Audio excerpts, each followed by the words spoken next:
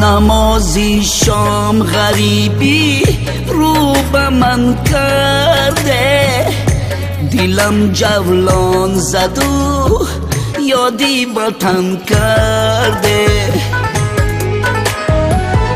نمیدانم پدر کرد یا برادره، مرا گوشه نشینی هر وطن کرده.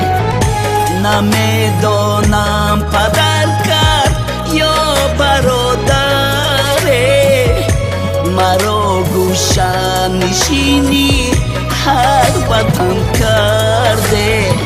شهر به شهر در بدر گشتم و سرسانم، آه غریبی غریبی.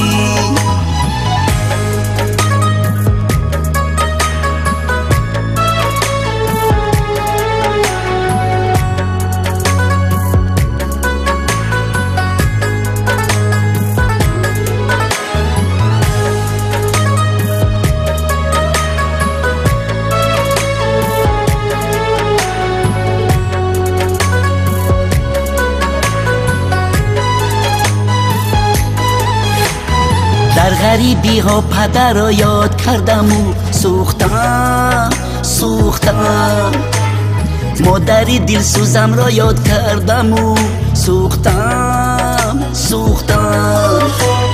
در غریبی ها پدر را یاد کردم و سوختم سوختم، مادری دل سوزم را یاد کردم و سوختم سوختم.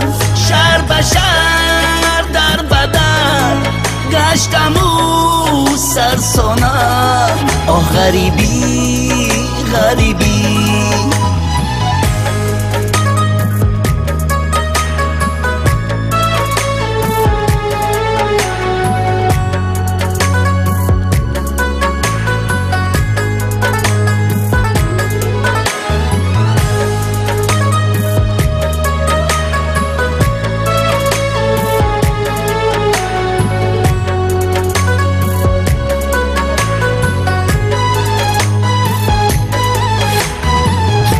قفس تنگ است نمیتانم پریده، وطن دور است نمیتانم رسیده.